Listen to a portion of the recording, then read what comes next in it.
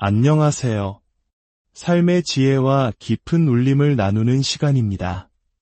오늘 이야기가 여러분의 마음에 와닿는다면 이 은혜를 주변 분들과도 나누어 주시고 구독을 통해 저희와 계속 함께 해주세요. 여러분의 영적인 여정에 하나님의 크신 축복이 가득하기를 기도합니다. 우리는 인생을 살아가면서 종종 이런 생각을 합니다. 내 편이 한 사람이라도 있었으면 이라고 말이죠. 나를 이해해주고 나와 마음이 통하고 언제나 나를 지지해주는 사람이 곁에 많을수록 우리의 삶은 행복에 가까워집니다. 반대로 외로움과 고립감은 우리를 불행하게 만들죠. 그런데 여기서 우리는 중요한 질문을 던져봐야 합니다. 과연 우리가 의지하는 그 편이라는 것은 무엇일까요? 혹시 그것은 진정한 내 편이 아니라 그저 나를 좋아해주는 팬은 아닐까요? 팬이 많은 것은 분명 좋은 일처럼 보입니다. 인기가 많다는 뜻이니까요. 하지만 우리는 팬과 편의 차이를 분명히 알아야 합니다. 팬의 사랑은 조건적이고 유동적입니다. 상황이 좋으면 열광적으로 지지하지만 상황이 바뀌거나 작은 실망이라도 하게 되면 언제 그랬냐는 듯 차갑게 돌아설 수 있습니다. 이것은 마치 거대한 파도와 같습니다. 밀려올 때는 세상을 다 가진 것 같지만 순식간에 빠져나가며 모든 것을 공허하게 만들죠. 성경을 보면 이 진리가 얼마나 명확하게 드러나는지 알 수 있습니다. 예수님께서 예루살렘에 입성하실 때 수많은 군중이 자신의 옷과 나뭇가지를 길에 펴며 호산나를 외쳤습니다. 그들은 예수님을 왕으로 구원자로 열렬히 환영했습니다. 그들은 예수님의 가장 뜨거운 팬처럼 보였습니다. 하지만 불과 며칠 뒤 그들은 무엇을 외쳤습니까? 빌라도 법정 앞에서 그들은 똑같은 목소리로 그를 십자가에 못 박으라 고 소리쳤습니다. 예수님을 찬양하던 그 입술이 이제는 예수님을 향한 저주와 비난을 쏟아냈던 것입니다. 이것이 바로 세상의 인심이고 사람 마음의 본질입니다. 화장실 갈 때와 나올 때 마음이 다르다는 말처럼 사람의 마음은 지극히 연약하고 변덕스럽습니다.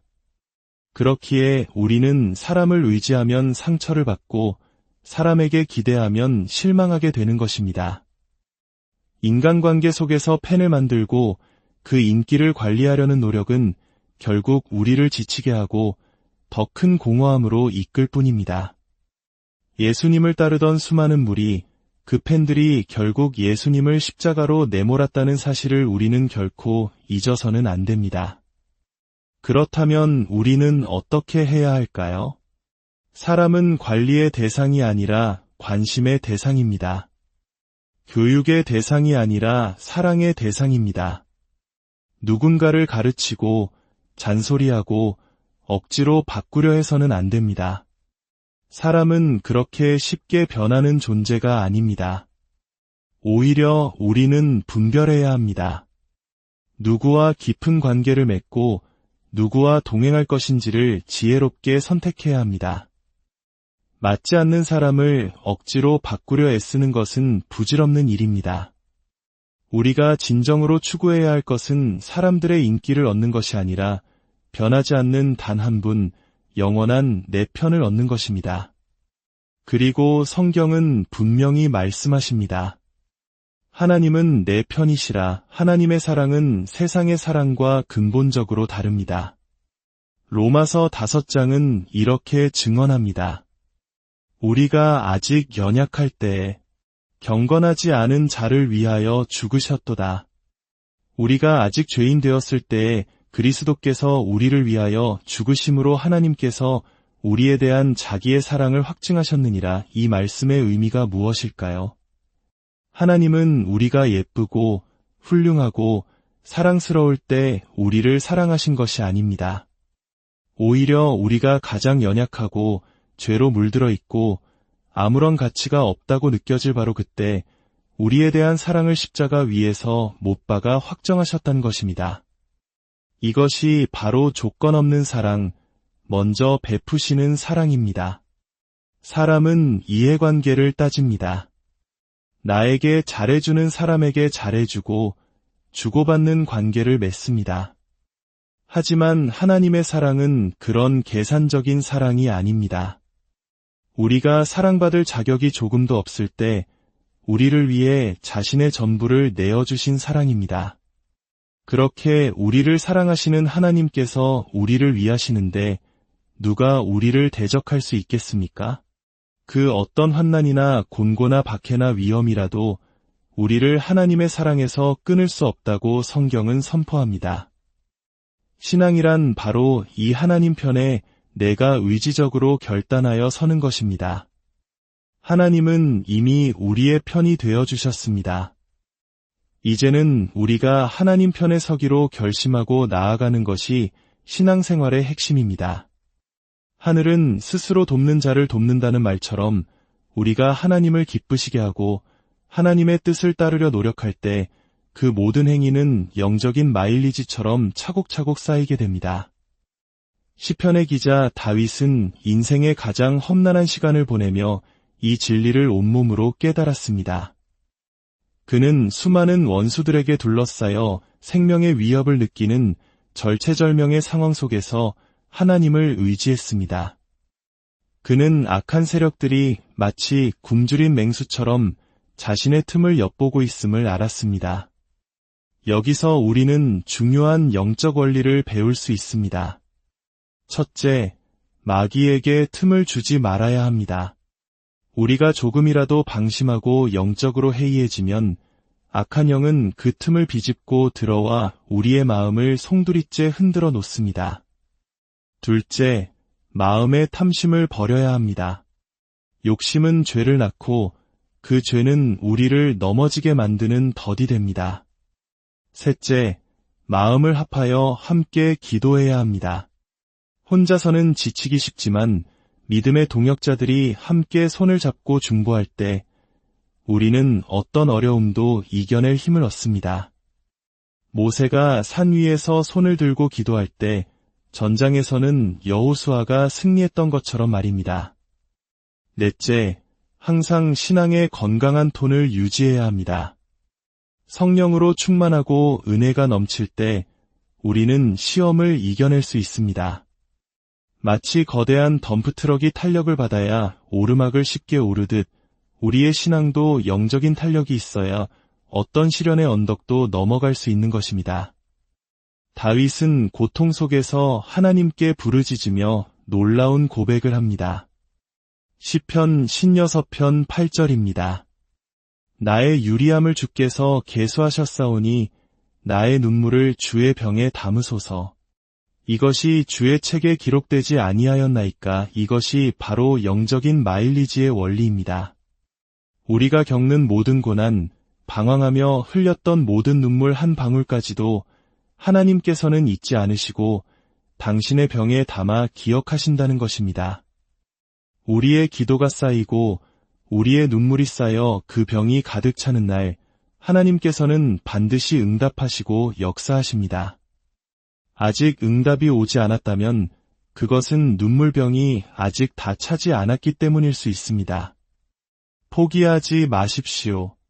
선을 행하다가 낙심하지 마십시오. 때가 이르면 반드시 거두게 될 것입니다. 악인들의 악행 또한 마찬가지로 쌓입니다. 그들의 죄악이 가득 차는 날 하나님의 공의로운 심판이 임할 것입니다. 반대로 성도의 기도와 찬송, 고난과 눈물은 하늘 보좌에 상달되어 가장 아름다운 축복으로 되돌아올 것입니다. 하나님은 내 편이십니다. 그분은 좋으신 하나님입니다. 우리가 부르짖을 때 응답하시고 우리의 모든 두려움에서 건져주시는 분입니다. 우리가 힘들고 외로울 때, 홀로 쓰러져 있을 때 우리의 손을 잡아주시는 분입니다. 한밤중에 갑작스러운 질병으로 쓰러졌을 때 곁에 있는 가족이 생명을 구하는 것처럼 우리의 영혼이 위기에 처했을 때 하나님은 가장 가까운 곳에서 우리를 도우시는 분입니다. 그분은 졸지도 아니하시고 주무시지도 아니하시며 우리를 지키십니다. 이른 비와 늦은 비로 때를 따라 은혜를 베푸십니다. 이 모든 것을 우리는 어떻게 알 수 있을까요? 바로 체험을 통해서입니다. 신앙은 이론이 아니라 실제입니다. 하나님의 선하심을 맛보아 아는 것입니다. 낚시꾼이 손맛을 잊지 못해 계속 낚시터를 찾고 사람들이 맛집을 멀리서도 찾아가는 것처럼 하나님의 은혜와 사랑을 한번 맛본 사람은 결코 그분을 떠날 수 없습니다. 과거에 나를 도우셨던 에베네셀의 하나님을 기억하십시오. 죽을 것만 같았던 고비에서 나를 건져주셨던 그 하나님을 떠올리십시오. 그 하나님께서 앞으로의 모든 여정 가운데서도 우리를 준비하시고 인도하시는 여호와 이레의 하나님이 되어주실 것입니다. 사람들은 나를 배신하고 이용할지라도 하나님은 언제나 내 편에서 손해보시고 기다려주시고 참아주시는 분입니다. 하늘이 두 쪽 나고 온 세상이 나를 등진다 해도 하나님만은 결코 나를 버리지 않으십니다. 사랑하는 여러분, 더 이상 사람들의 평가에 연연하지 마십시오. 헛된 인기를 좇아 마음을 허비하지 마십시오. 그 대신 영원히 변치 않는 사랑으로 여러분의 편이 되어주시는 하나님을 굳게 신뢰하십시오. 절절한 고통 속에서 하나님은 내 편이시다 라고 고백했던 다윗처럼 오늘 우리도 담대하게 선포합시다. 하나님은 나의 편이십니다. 그분의 선하심과 인자하심이 나의 평생에 나와 함께 하실 것입니다. 여러분의 삶의 모든 순간에 그 좋으신 하나님, 여러분의 모든 눈물을 기억하시는 신실하신 하나님의 은혜와 평강이 넘치시기를 안녕하세요. 삶의 지혜와 깊은 울림을 나누는 시간입니다. 오늘 이야기가 여러분의 마음에 와닿는다면 이 은혜를 주변 분들과도 나누어 주시고 구독을 통해 저희와 계속 함께 해주세요. 여러분의 영적인 여정에 하나님의 크신 축복이 가득하기를 기도합니다. 우리는 인생을 살아가면서 종종 이런 생각을 합니다. 내 편이 한 사람이라도 있었으면 이라고 말이죠. 나를 이해해주고 나와 마음이 통하고 언제나 나를 지지해주는 사람이 곁에 많을수록 우리의 삶은 행복에 가까워집니다. 반대로 외로움과 고립감은 우리를 불행하게 만들죠. 그런데 여기서 우리는 중요한 질문을 던져봐야 합니다. 과연 우리가 의지하는 그 편이라는 것은 무엇일까요? 혹시 그것은 진정한 내 편이 아니라 그저 나를 좋아해주는 팬은 아닐까요? 팬이 많은 것은 분명 좋은 일처럼 보입니다. 인기가 많다는 뜻이니까요. 하지만 우리는 팬과 편의 차이를 분명히 알아야 합니다. 팬의 사랑은 조건적이고 유동적입니다. 상황이 좋으면 열광적으로 지지하지만 상황이 바뀌거나 작은 실망이라도 하게 되면 언제 그랬냐는 듯 차갑게 돌아설 수 있습니다. 이것은 마치 거대한 파도와 같습니다. 밀려올 때는 세상을 다 가진 것 같지만 순식간에 빠져나가며 모든 것을 공허하게 만들죠. 성경을 보면 이 진리가 얼마나 명확하게 드러나는지 알 수 있습니다. 예수님께서 예루살렘에 입성하실 때 수많은 군중이 자신의 옷과 나뭇가지를 길에 펴며 호산나를 외쳤습니다. 그들은 예수님을 왕으로 구원자로 열렬히 환영했습니다. 그들은 예수님의 가장 뜨거운 팬처럼 보였습니다. 하지만 불과 며칠 뒤 그들은 무엇을 외쳤습니까? 빌라도 법정 앞에서 그들은 똑같은 목소리로 그를 십자가에 못 박으라 고 소리쳤습니다. 예수님을 찬양하던 그 입술이 이제는 예수님을 향한 저주와 비난을 쏟아냈던 것입니다. 이것이 바로 세상의 인심이고 사람 마음의 본질입니다. 화장실 갈 때와 나올 때 마음이 다르다는 말처럼 사람의 마음은 지극히 연약하고 변덕스럽습니다. 그렇기에 우리는 사람을 의지하면 상처를 받고 사람에게 기대하면 실망하게 되는 것입니다. 인간관계 속에서 펜을 만들고 그 인기를 관리하려는 노력은 결국 우리를 지치게 하고 더 큰 공허함으로 이끌 뿐입니다.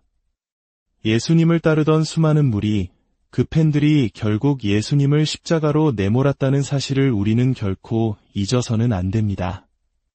그렇다면 우리는 어떻게 해야 할까요? 사람은 관리의 대상이 아니라 관심의 대상입니다. 교육의 대상이 아니라 사랑의 대상입니다. 누군가를 가르치고 잔소리하고 억지로 바꾸려 해서는 안 됩니다. 사람은 그렇게 쉽게 변하는 존재가 아닙니다. 오히려 우리는 분별해야 합니다. 누구와 깊은 관계를 맺고 누구와 동행할 것인지를 지혜롭게 선택해야 합니다. 맞지 않는 사람을 억지로 바꾸려 애쓰는 것은 부질없는 일입니다.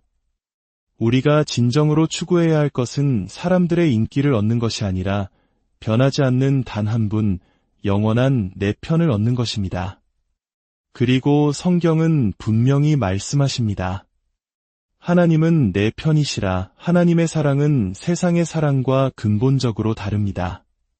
로마서 5장은 이렇게 증언합니다.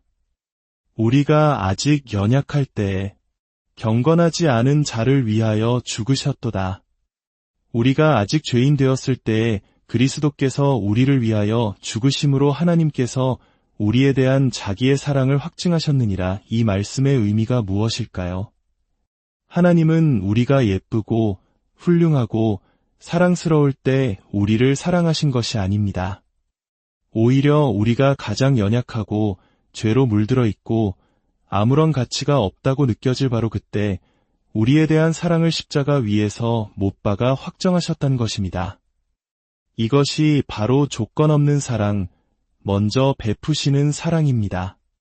사람은 이해관계를 따집니다. 나에게 잘해주는 사람에게 잘해주고 주고받는 관계를 맺습니다. 하지만 하나님의 사랑은 그런 계산적인 사랑이 아닙니다. 우리가 사랑받을 자격이 조금도 없을 때 우리를 위해 자신의 전부를 내어주신 사랑입니다. 그렇게 우리를 사랑하시는 하나님께서 우리를 위하시는데 누가 우리를 대적할 수 있겠습니까?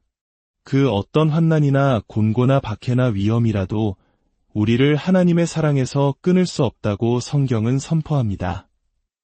신앙이란 바로 이 하나님 편에 내가 의지적으로 결단하여 서는 것입니다. 하나님은 이미 우리의 편이 되어주셨습니다. 이제는 우리가 하나님 편에 서기로 결심하고 나아가는 것이 신앙생활의 핵심입니다. 하늘은 스스로 돕는 자를 돕는다는 말처럼 우리가 하나님을 기쁘시게 하고 하나님의 뜻을 따르려 노력할 때 그 모든 행위는 영적인 마일리지처럼 차곡차곡 쌓이게 됩니다. 시편의 기자 다윗은 인생의 가장 험난한 시간을 보내며 이 진리를 온몸으로 깨달았습니다. 그는 수많은 원수들에게 둘러싸여 생명의 위협을 느끼는 절체절명의 상황 속에서 하나님을 의지했습니다. 그는 악한 세력들이 마치 굶주린 맹수처럼 자신의 틈을 엿보고 있음을 알았습니다. 여기서 우리는 중요한 영적 원리를 배울 수 있습니다. 첫째, 마귀에게 틈을 주지 말아야 합니다. 우리가 조금이라도 방심하고 영적으로 해이해지면 악한 영은 그 틈을 비집고 들어와 우리의 마음을 송두리째 흔들어 놓습니다. 둘째, 마음의 탐심을 버려야 합니다. 욕심은 죄를 낳고 그 죄는 우리를 넘어지게 만드는 덫이 됩니다. 셋째, 마음을 합하여 함께 기도해야 합니다. 혼자서는 지치기 쉽지만 믿음의 동역자들이 함께 손을 잡고 중보할 때 우리는 어떤 어려움도 이겨낼 힘을 얻습니다. 모세가 산 위에서 손을 들고 기도할 때 전장에서는 여호수아가 승리했던 것처럼 말입니다. 넷째, 항상 신앙의 건강한 톤을 유지해야 합니다. 성령으로 충만하고 은혜가 넘칠 때 우리는 시험을 이겨낼 수 있습니다. 마치 거대한 덤프트럭이 탄력을 받아야 오르막을 쉽게 오르듯 우리의 신앙도 영적인 탄력이 있어야 어떤 시련의 언덕도 넘어갈 수 있는 것입니다. 다윗은 고통 속에서 하나님께 부르짖으며 놀라운 고백을 합니다. 시편 16편 8절입니다. 나의 유리함을 주께서 계수하셨사오니 나의 눈물을 주의 병에 담으소서. 이것이 주의 책에 기록되지 아니하였나이까. 이것이 바로 영적인 마일리지의 원리입니다. 우리가 겪는 모든 고난, 방황하며 흘렸던 모든 눈물 한 방울까지도 하나님께서는 잊지 않으시고 당신의 병에 담아 기억하신다는 것입니다. 우리의 기도가 쌓이고 우리의 눈물이 쌓여 그 병이 가득 차는 날 하나님께서는 반드시 응답하시고 역사하십니다. 아직 응답이 오지 않았다면 그것은 눈물병이 아직 다 차지 않았기 때문일 수 있습니다. 포기하지 마십시오. 선을 행하다가 낙심하지 마십시오. 때가 이르면 반드시 거두게 될 것입니다. 악인들의 악행 또한 마찬가지로 쌓입니다. 그들의 죄악이 가득 차는 날 하나님의 공의로운 심판이 임할 것입니다. 반대로 성도의 기도와 찬송, 고난과 눈물은 하늘 보좌에 상달되어 가장 아름다운 축복으로 되돌아올 것입니다. 하나님은 내 편이십니다. 그분은 좋으신 하나님입니다. 우리가 부르짖을 때 응답하시고 우리의 모든 두려움에서 건져주시는 분입니다. 우리가 힘들고 외로울 때, 홀로 쓰러져 있을 때 우리의 손을 잡아주시는 분입니다. 한밤중에 갑작스러운 질병으로 쓰러졌을 때 곁에 있는 가족이 생명을 구하는 것처럼 우리의 영혼이 위기에 처했을 때 하나님은 가장 가까운 곳에서 우리를 도우시는 분입니다. 그분은 졸지도 아니하시고 주무시지도 아니하시며 우리를 지키십니다. 이른 비와 늦은 비로 때를 따라 은혜를 베푸십니다. 이 모든 것을 우리는 어떻게 알 수 있을까요? 바로 체험을 통해서입니다. 신앙은 이론이 아니라 실제입니다. 하나님의 선하심을 맛보아 아는 것입니다. 낚시꾼이 손맛을 잊지 못해 계속 낚시터를 찾고 사람들이 맛집을 멀리서도 찾아가는 것처럼 하나님의 은혜와 사랑을 한번 맛본 사람은 결코 그분을 떠날 수 없습니다. 과거에 나를 도우셨던 에베네셀의 하나님을 기억하십시오. 죽을 것만 같았던 고비에서 나를 건져주셨던 그 하나님을 떠올리십시오. 그 하나님께서 앞으로의 모든 여정 가운데서도 우리를 준비하시고 인도하시는 여호와 이레의 하나님이 되어주실 것입니다. 사람들은 나를 배신하고 이용할지라도 하나님은 언제나 내 편에서 손해보시고 기다려주시고 참아주시는 분입니다. 하늘이 두 쪽 나고 온 세상이 나를 등진다 해도 하나님만은 결코 나를 버리지 않으십니다. 사랑하는 여러분, 더 이상 사람들의 평가에 연연하지 마십시오. 헛된 인기를 좇아 마음을 허비하지 마십시오. 그 대신 영원히 변치 않는 사랑으로 여러분의 편이 되어주시는 하나님을 굳게 신뢰하십시오. 절절한 고통 속에서 하나님은 내 편이시다 라고 고백했던 다윗처럼 오늘 우리도 담대하게 선포합시다. 하나님은 나의 편이십니다. 그분의 선하심과 인자하심이 나의 평생에 나와 함께 하실 것입니다.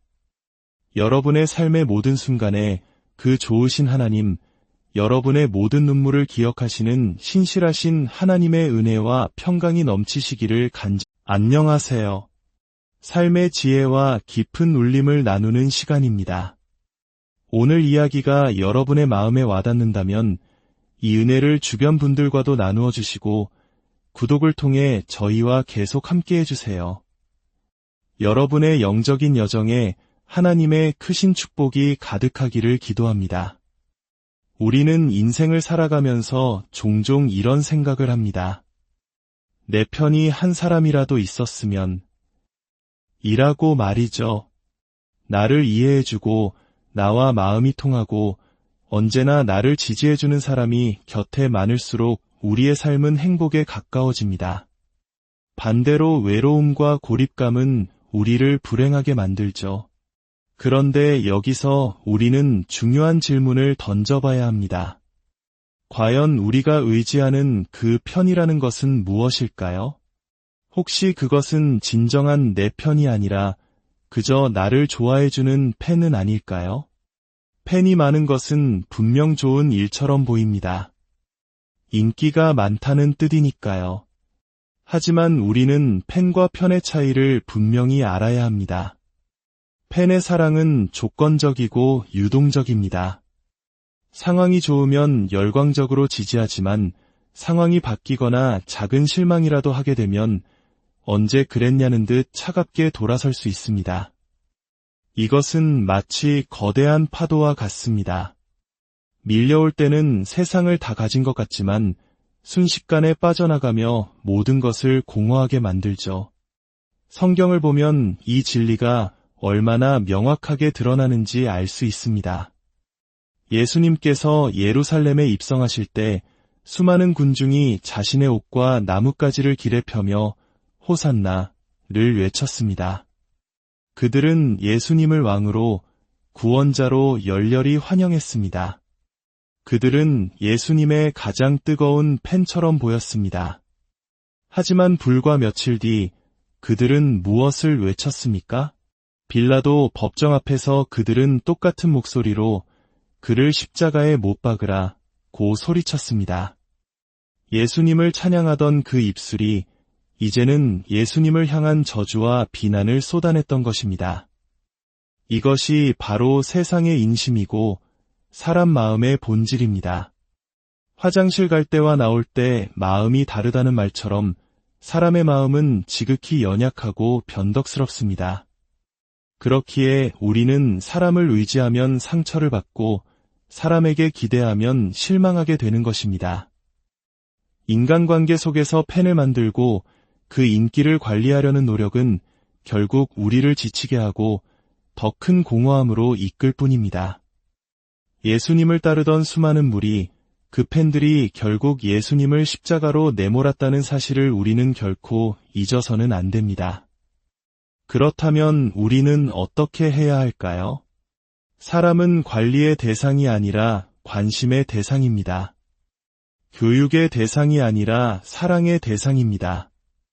누군가를 가르치고 잔소리하고 억지로 바꾸려 해서는 안 됩니다. 사람은 그렇게 쉽게 변하는 존재가 아닙니다. 오히려 우리는 분별해야 합니다. 누구와 깊은 관계를 맺고 누구와 동행할 것인지를 지혜롭게 선택해야 합니다. 맞지 않는 사람을 억지로 바꾸려 애쓰는 것은 부질없는 일입니다. 우리가 진정으로 추구해야 할 것은 사람들의 인기를 얻는 것이 아니라 변하지 않는 단 한 분, 영원한 내 편을 얻는 것입니다. 그리고 성경은 분명히 말씀하십니다. 하나님은 내 편이시라. 하나님의 사랑은 세상의 사랑과 근본적으로 다릅니다. 로마서 5장은 이렇게 증언합니다. 우리가 아직 연약할 때에 경건하지 않은 자를 위하여 죽으셨도다. 우리가 아직 죄인 되었을 때에 그리스도께서 우리를 위하여 죽으심으로 하나님께서 우리에 대한 자기의 사랑을 확증하셨느니라. 이 말씀의 의미가 무엇일까요? 하나님은 우리가 예쁘고 훌륭하고 사랑스러울 때 우리를 사랑하신 것이 아닙니다. 오히려 우리가 가장 연약하고 죄로 물들어 있고 아무런 가치가 없다고 느껴질 바로 그때 우리에 대한 사랑을 십자가 위에서 못 박아 확정하셨다는 것입니다. 이것이 바로 조건 없는 사랑, 먼저 베푸시는 사랑입니다. 사람은 이해관계를 따집니다. 나에게 잘해주는 사람에게 잘해주고 주고받는 관계를 맺습니다. 하지만 하나님의 사랑은 그런 계산적인 사랑이 아닙니다. 우리가 사랑받을 자격이 조금도 없을 때 우리를 위해 자신의 전부를 내어주신 사랑입니다.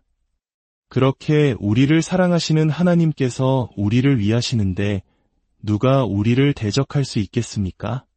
그 어떤 환난이나 곤고나 박해나 위험이라도 우리를 하나님의 사랑에서 끊을 수 없다고 성경은 선포합니다. 신앙이란 바로 이 하나님 편에 내가 의지적으로 결단하여 서는 것입니다. 하나님은 이미 우리의 편이 되어주셨습니다. 이제는 우리가 하나님 편에 서기로 결심하고 나아가는 것이 신앙생활의 핵심입니다. 하늘은 스스로 돕는 자를 돕는다는 말처럼 우리가 하나님을 기쁘시게 하고 하나님의 뜻을 따르려 노력할 때 그 모든 행위는 영적인 마일리지처럼 차곡차곡 쌓이게 됩니다. 시편의 기자 다윗은 인생의 가장 험난한 시간을 보내며 이 진리를 온몸으로 깨달았습니다. 그는 수많은 원수들에게 둘러싸여 생명의 위협을 느끼는 절체절명의 상황 속에서 하나님을 의지했습니다. 그는 악한 세력들이 마치 굶주린 맹수처럼 자신의 틈을 엿보고 있음을 알았습니다. 여기서 우리는 중요한 영적 원리를 배울 수 있습니다. 첫째, 마귀에게 틈을 주지 말아야 합니다. 우리가 조금이라도 방심하고 영적으로 해이해지면 악한 영은 그 틈을 비집고 들어와 우리의 마음을 송두리째 흔들어 놓습니다. 둘째, 마음의 탐심을 버려야 합니다. 욕심은 죄를 낳고 그 죄는 우리를 넘어지게 만드는 덫이 됩니다. 셋째, 마음을 합하여 함께 기도해야 합니다. 혼자서는 지치기 쉽지만 믿음의 동역자들이 함께 손을 잡고 중보할 때 우리는 어떤 어려움도 이겨낼 힘을 얻습니다. 모세가 산 위에서 손을 들고 기도할 때 전장에서는 여호수아가 승리했던 것처럼 말입니다. 넷째, 항상 신앙의 건강한 톤을 유지해야 합니다. 성령으로 충만하고 은혜가 넘칠 때 우리는 시험을 이겨낼 수 있습니다. 마치 거대한 덤프트럭이 탄력을 받아야 오르막을 쉽게 오르듯 우리의 신앙도 영적인 탄력이 있어야 어떤 시련의 언덕도 넘어갈 수 있는 것입니다. 다윗은 고통 속에서 하나님께 부르짖으며 놀라운 고백을 합니다. 시편 16편 8절입니다. 나의 유리함을 주께서 계수하셨사오니 나의 눈물을 주의 병에 담으소서. 이것이 주의 책에 기록되지 아니하였나이까. 이것이 바로 영적인 마일리지의 원리입니다. 우리가 겪는 모든 고난, 방황하며 흘렸던 모든 눈물 한 방울까지도 하나님께서는 잊지 않으시고 당신의 병에 담아 기억하신다는 것입니다. 우리의 기도가 쌓이고 우리의 눈물이 쌓여 그 병이 가득 차는 날 하나님께서는 반드시 응답하시고 역사하십니다. 아직 응답이 오지 않았다면 그것은 눈물병이 아직 다 차지 않았기 때문일 수 있습니다. 포기하지 마십시오. 선을 행하다가 낙심하지 마십시오. 때가 이르면 반드시 거두게 될 것입니다. 악인들의 악행 또한 마찬가지로 쌓입니다. 그들의 죄악이 가득 차는 날 하나님의 공의로운 심판이 임할 것입니다. 반대로 성도의 기도와 찬송, 고난과 눈물은 하늘 보좌에 상달되어 가장 아름다운 축복으로 되돌아올 것입니다. 하나님은 내 편이십니다. 그분은 좋으신 하나님입니다. 우리가 부르짖을 때 응답하시고 우리의 모든 두려움에서 건져주시는 분입니다. 우리가 힘들고 외로울 때, 홀로 쓰러져 있을 때 우리의 손을 잡아주시는 분입니다. 한밤중에 갑작스러운 질병으로 쓰러졌을 때 곁에 있는 가족이 생명을 구하는 것처럼 우리의 영혼이 위기에 처했을 때 하나님은 가장 가까운 곳에서 우리를 도우시는 분입니다. 그분은 졸지도 아니하시고 주무시지도 아니하시며 우리를 지키십니다. 이른 비와 늦은 비로 때를 따라 은혜를 베푸십니다. 이 모든 것을 우리는 어떻게 알 수 있을까요? 바로 체험을 통해서입니다. 신앙은 이론이 아니라 실제입니다. 하나님의 선하심을 맛보아 아는 것입니다.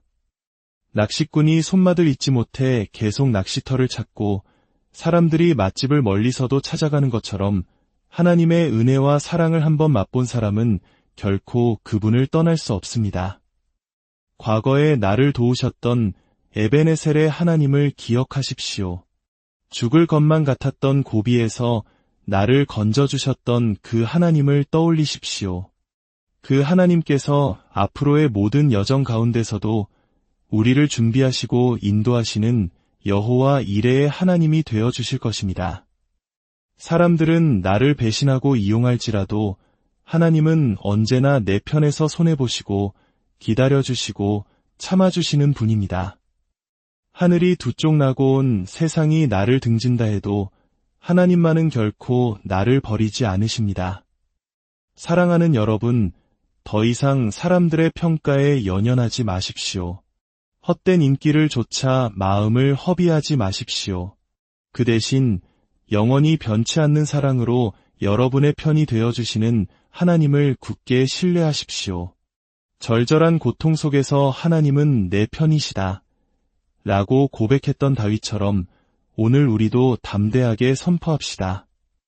하나님은 나의 편이십니다. 그분의 선하심과 인자하심이 나의 평생에 나와 함께 하실 것입니다.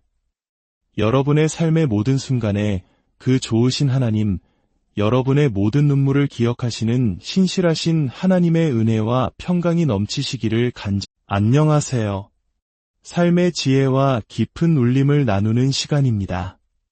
오늘 이야기가 여러분의 마음에 와닿는다면 이 은혜를 주변 분들과도 나누어 주시고 구독을 통해 저희와 계속 함께 해주세요. 여러분의 영적인 여정에 하나님의 크신 축복이 가득하기를 기도합니다.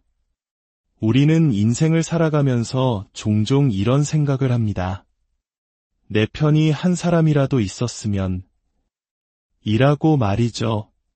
나를 이해해주고 나와 마음이 통하고 언제나 나를 지지해주는 사람이 곁에 많을수록 우리의 삶은 행복에 가까워집니다. 반대로 외로움과 고립감은 우리를 불행하게 만들죠. 그런데 여기서 우리는 중요한 질문을 던져봐야 합니다. 과연 우리가 의지하는 그 편이라는 것은 무엇일까요? 혹시 그것은 진정한 내 편이 아니라 그저 나를 좋아해주는 팬은 아닐까요? 팬이 많은 것은 분명 좋은 일처럼 보입니다. 인기가 많다는 뜻이니까요. 하지만 우리는 팬과 편의 차이를 분명히 알아야 합니다. 팬의 사랑은 조건적이고 유동적입니다. 상황이 좋으면 열광적으로 지지하지만 상황이 바뀌거나 작은 실망이라도 하게 되면 언제 그랬냐는 듯 차갑게 돌아설 수 있습니다. 이것은 마치 거대한 파도와 같습니다. 밀려올 때는 세상을 다 가진 것 같지만 순식간에 빠져나가며 모든 것을 공허하게 만들죠. 성경을 보면 이 진리가 얼마나 명확하게 드러나는지 알 수 있습니다. 예수님께서 예루살렘에 입성하실 때 수많은 군중이 자신의 옷과 나뭇가지를 길에 펴며 호산나를 외쳤습니다. 그들은 예수님을 왕으로 구원자로 열렬히 환영했습니다.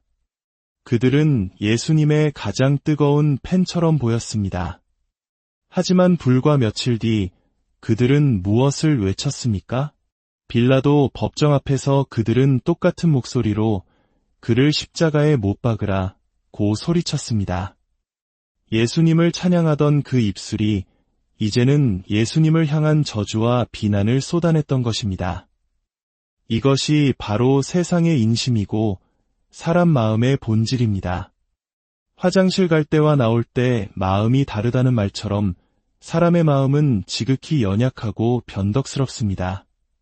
그렇기에 우리는 사람을 의지하면 상처를 받고 사람에게 기대하면 실망하게 되는 것입니다.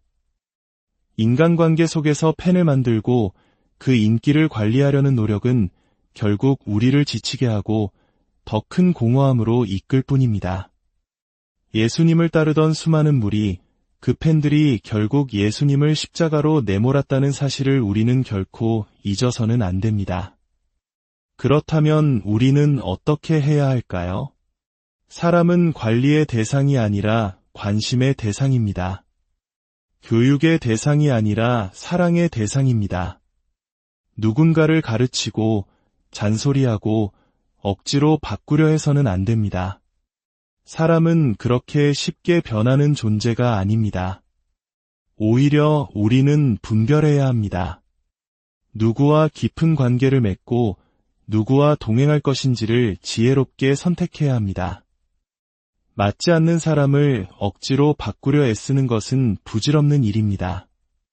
우리가 진정으로 추구해야 할 것은 사람들의 인기를 얻는 것이 아니라 변하지 않는 단 한 분, 영원한 내 편을 얻는 것입니다. 그리고 성경은 분명히 말씀하십니다. 하나님은 내 편이시라. 하나님의 사랑은 세상의 사랑과 근본적으로 다릅니다. 로마서 5장은 이렇게 증언합니다. 우리가 아직 연약할 때에 경건하지 않은 자를 위하여 죽으셨도다. 우리가 아직 죄인 되었을 때에 그리스도께서 우리를 위하여 죽으심으로 하나님께서 우리에 대한 자기의 사랑을 확증하셨느니라. 이 말씀의 의미가 무엇일까요? 하나님은 우리가 예쁘고 훌륭하고 사랑스러울 때 우리를 사랑하신 것이 아닙니다. 오히려 우리가 가장 연약하고 죄로 물들어 있고 아무런 가치가 없다고 느껴질 바로 그때 우리에 대한 사랑을 십자가 위에서 못 박아 확정하셨다는 것입니다.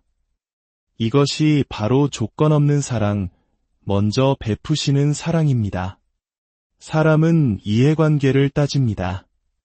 나에게 잘해주는 사람에게 잘해주고 주고받는 관계를 맺습니다. 하지만 하나님의 사랑은 그런 계산적인 사랑이 아닙니다. 우리가 사랑받을 자격이 조금도 없을 때 우리를 위해 자신의 전부를 내어주신 사랑입니다. 그렇게 우리를 사랑하시는 하나님께서 우리를 위하시는데 누가 우리를 대적할 수 있겠습니까? 그 어떤 환난이나 곤고나 박해나 위험이라도 우리를 하나님의 사랑에서 끊을 수 없다고 성경은 선포합니다. 신앙이란 바로 이 하나님 편에 내가 의지적으로 결단하여 서는 것입니다. 하나님은 이미 우리의 편이 되어주셨습니다. 이제는 우리가 하나님 편에 서기로 결심하고 나아가는 것이 신앙생활의 핵심입니다. 하늘은 스스로 돕는 자를 돕는다는 말처럼 우리가 하나님을 기쁘시게 하고 하나님의 뜻을 따르려 노력할 때 그 모든 행위는 영적인 마일리지처럼 차곡차곡 쌓이게 됩니다.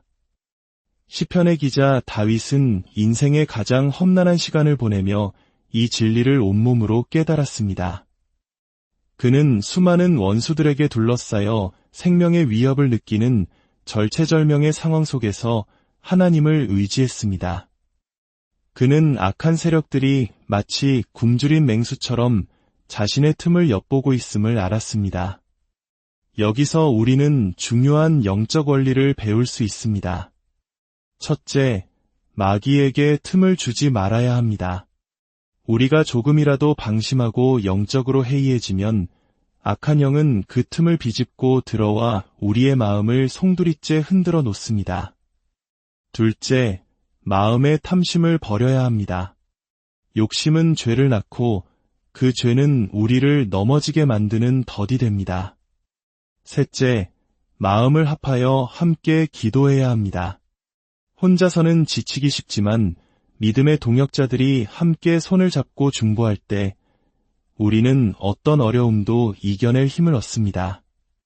모세가 산 위에서 손을 들고 기도할 때 전장에서는 여호수아가 승리했던 것처럼 말입니다. 넷째, 항상 신앙의 건강한 톤을 유지해야 합니다.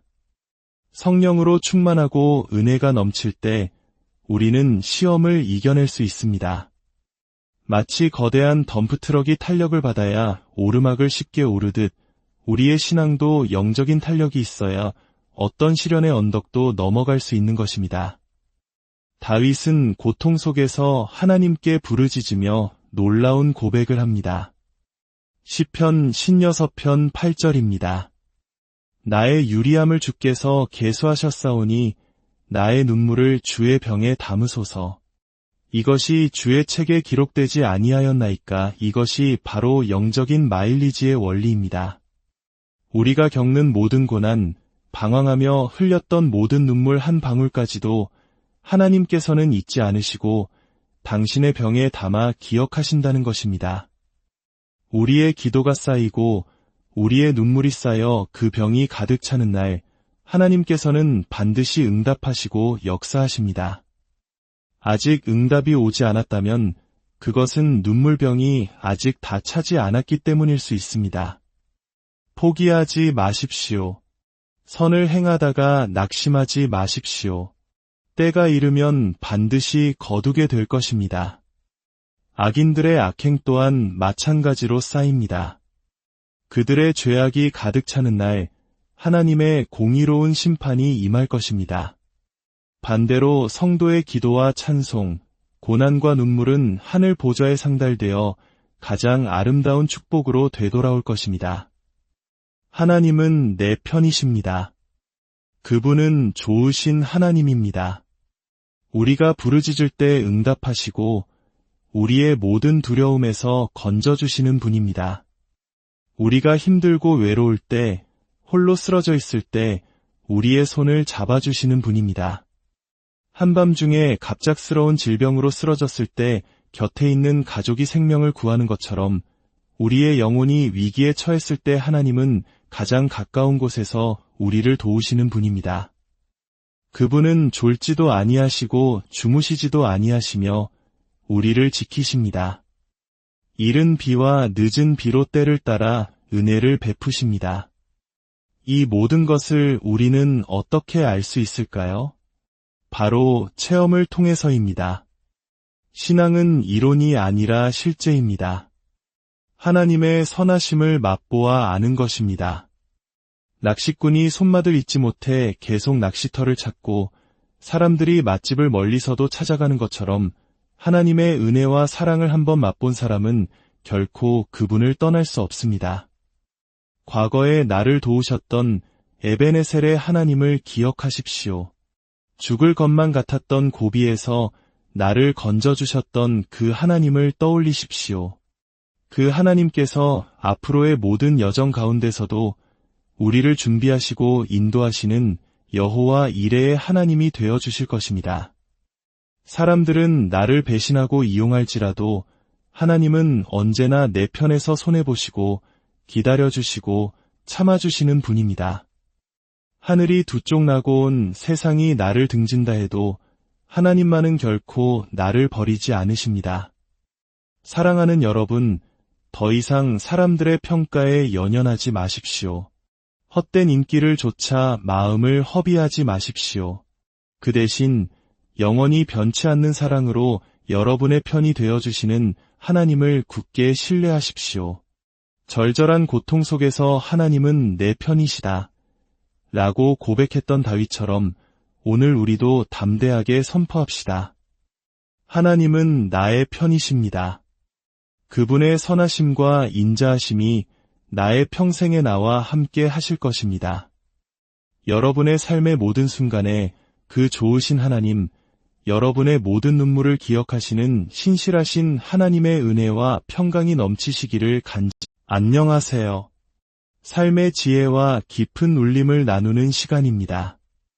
오늘 이야기가 여러분의 마음에 와닿는다면 이 은혜를 주변 분들과도 나누어 주시고 구독을 통해 저희와 계속 함께 해주세요. 여러분의 영적인 여정에 하나님의 크신 축복이 가득하기를 기도합니다. 우리는 인생을 살아가면서 종종 이런 생각을 합니다. 내 편이 한 사람이라도 있었으면 이라고 말이죠. 나를 이해해주고 나와 마음이 통하고 언제나 나를 지지해주는 사람이 곁에 많을수록 우리의 삶은 행복에 가까워집니다. 반대로 외로움과 고립감은 우리를 불행하게 만들죠. 그런데 여기서 우리는 중요한 질문을 던져봐야 합니다. 과연 우리가 의지하는 그 편이라는 것은 무엇일까요? 혹시 그것은 진정한 내 편이 아니라 그저 나를 좋아해주는 팬은 아닐까요? 팬이 많은 것은 분명 좋은 일처럼 보입니다. 인기가 많다는 뜻이니까요. 하지만 우리는 팬과 편의 차이를 분명히 알아야 합니다. 팬의 사랑은 조건적이고 유동적입니다. 상황이 좋으면 열광적으로 지지하지만 상황이 바뀌거나 작은 실망이라도 하게 되면 언제 그랬냐는 듯 차갑게 돌아설 수 있습니다.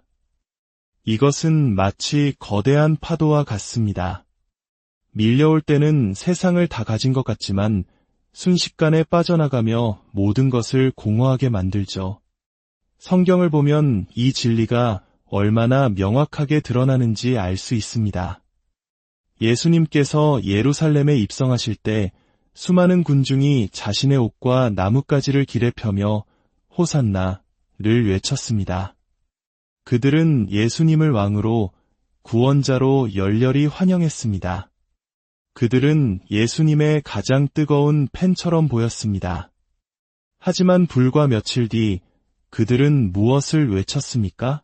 빌라도 법정 앞에서 그들은 똑같은 목소리로 그를 십자가에 못 박으라 고 소리쳤습니다. 예수님을 찬양하던 그 입술이 이제는 예수님을 향한 저주와 비난을 쏟아냈던 것입니다. 이것이 바로 세상의 인심이고 사람 마음의 본질입니다. 화장실 갈 때와 나올 때 마음이 다르다는 말처럼 사람의 마음은 지극히 연약하고 변덕스럽습니다. 그렇기에 우리는 사람을 의지하면 상처를 받고 사람에게 기대하면 실망하게 되는 것입니다.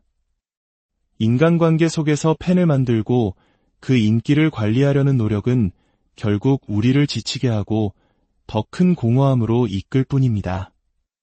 예수님을 따르던 수많은 무리, 그 팬들이 결국 예수님을 십자가로 내몰았다는 사실을 우리는 결코 잊어서는 안 됩니다. 그렇다면 우리는 어떻게 해야 할까요? 사람은 관리의 대상이 아니라 관심의 대상입니다. 교육의 대상이 아니라 사랑의 대상입니다. 누군가를 가르치고 잔소리하고 억지로 바꾸려 해서는 안 됩니다. 사람은 그렇게 쉽게 변하는 존재가 아닙니다. 오히려 우리는 분별해야 합니다. 누구와 깊은 관계를 맺고 누구와 동행할 것인지를 지혜롭게 선택해야 합니다. 맞지 않는 사람을 억지로 바꾸려 애쓰는 것은 부질없는 일입니다. 우리가 진정으로 추구해야 할 것은 사람들의 인기를 얻는 것이 아니라 변하지 않는 단 한 분, 영원한 내 편을 얻는 것입니다. 그리고 성경은 분명히 말씀하십니다. 하나님은 내 편이시라. 하나님의 사랑은 세상의 사랑과 근본적으로 다릅니다. 로마서 5장은 이렇게 증언합니다. 우리가 아직 연약할 때에 경건하지 않은 자를 위하여 죽으셨도다. 우리가 아직 죄인 되었을 때에 그리스도께서 우리를 위하여 죽으심으로 하나님께서 우리에 대한 자기의 사랑을 확증하셨느니라. 이 말씀의 의미가 무엇일까요? 하나님은 우리가 예쁘고 훌륭하고 사랑스러울 때 우리를 사랑하신 것이 아닙니다. 오히려 우리가 가장 연약하고 죄로 물들어 있고 아무런 가치가 없다고 느껴질 바로 그때 우리에 대한 사랑을 십자가 위에서 못 박아 확정하셨다는 것입니다. 이것이 바로 조건 없는 사랑, 먼저 베푸시는 사랑입니다. 사람은 이해관계를 따집니다. 나에게 잘해주는 사람에게 잘해주고 주고받는 관계를 맺습니다. 하지만 하나님의 사랑은 그런 계산적인 사랑이 아닙니다. 우리가 사랑받을 자격이 조금도 없을 때 우리를 위해 자신의 전부를 내어주신 사랑입니다. 그렇게 우리를 사랑하시는 하나님께서 우리를 위하시는데 누가 우리를 대적할 수 있겠습니까? 그 어떤 환난이나 곤고나 박해나 위험이라도 우리를 하나님의 사랑에서 끊을 수 없다고 성경은 선포합니다. 신앙이란 바로 이 하나님 편에 내가 의지적으로 결단하여 서는 것입니다. 하나님은 이미 우리의 편이 되어주셨습니다. 이제는 우리가 하나님 편에 서기로 결심하고 나아가는 것이 신앙생활의 핵심입니다. 하늘은 스스로 돕는 자를 돕는다는 말처럼 우리가 하나님을 기쁘시게 하고 하나님의 뜻을 따르려 노력할 때 그 모든 행위는 영적인 마일리지처럼 차곡차곡 쌓이게 됩니다. 시편의 기자 다윗은 인생의 가장 험난한 시간을 보내며 이 진리를 온몸으로 깨달았습니다. 그는 수많은 원수들에게 둘러싸여 생명의 위협을 느끼는 절체절명의 상황 속에서 하나님을 의지했습니다. 그는 악한 세력들이 마치 굶주린 맹수처럼 자신의 틈을 엿보고 있음을 알았습니다. 여기서 우리는 중요한 영적 원리를 배울 수 있습니다. 첫째, 마귀에게 틈을 주지 말아야 합니다. 우리가 조금이라도 방심하고 영적으로 해이해지면 악한 영은 그 틈을 비집고 들어와 우리의 마음을 송두리째 흔들어 놓습니다. 둘째, 마음의 탐심을 버려야 합니다. 욕심은 죄를 낳고 그 죄는 우리를 넘어지게 만드는 덫이 됩니다. 셋째, 마음을 합하여 함께 기도해야 합니다. 혼자서는 지치기 쉽지만 믿음의 동역자들이 함께 손을 잡고 중보할 때 우리는 어떤 어려움도 이겨낼 힘을 얻습니다. 모세가 산 위에서 손을 들고 기도할 때 전장에서는 여호수아가 승리했던 것처럼 말입니다. 넷째, 항상 신앙의 건강한 톤을 유지해야 합니다.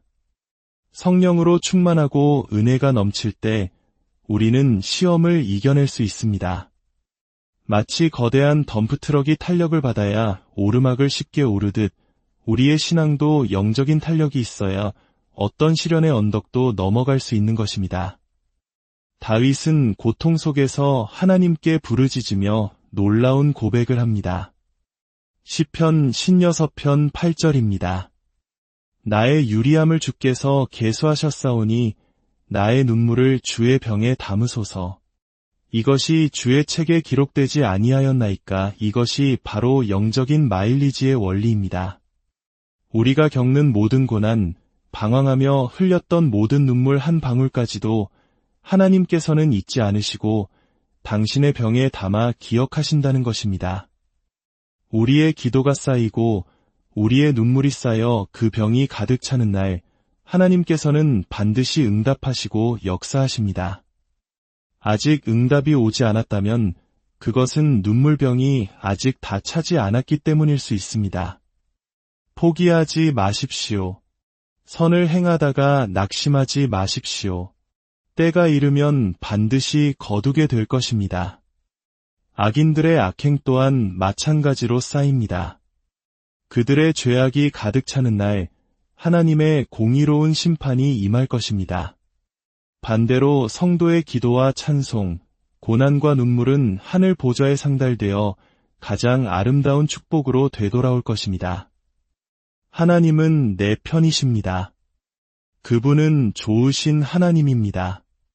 우리가 부르짖을 때 응답하시고 우리의 모든 두려움에서 건져주시는 분입니다. 우리가 힘들고 외로울 때, 홀로 쓰러져 있을 때 우리의 손을 잡아주시는 분입니다.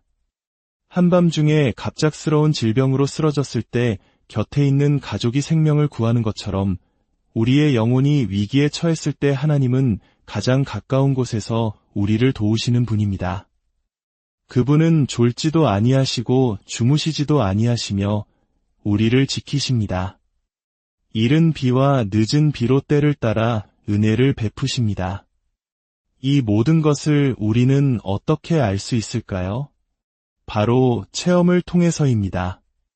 신앙은 이론이 아니라 실제입니다. 하나님의 선하심을 맛보아 아는 것입니다. 낚시꾼이 손맛을 잊지 못해 계속 낚시터를 찾고 사람들이 맛집을 멀리서도 찾아가는 것처럼 하나님의 은혜와 사랑을 한번 맛본 사람은 결코 그분을 떠날 수 없습니다. 과거에 나를 도우셨던 에베네셀의 하나님을 기억하십시오. 죽을 것만 같았던 고비에서 나를 건져주셨던 그 하나님을 떠올리십시오. 그 하나님께서 앞으로의 모든 여정 가운데서도 우리를 준비하시고 인도하시는 여호와 이레의 하나님이 되어주실 것입니다. 사람들은 나를 배신하고 이용할지라도 하나님은 언제나 내 편에서 손해보시고 기다려주시고 참아주시는 분입니다. 하늘이 두 쪽 나고 온 세상이 나를 등진다 해도 하나님만은 결코 나를 버리지 않으십니다. 사랑하는 여러분, 더 이상 사람들의 평가에 연연하지 마십시오. 헛된 인기를 좇아 마음을 허비하지 마십시오. 그 대신 영원히 변치 않는 사랑으로 여러분의 편이 되어주시는 하나님을 굳게 신뢰하십시오. 절절한 고통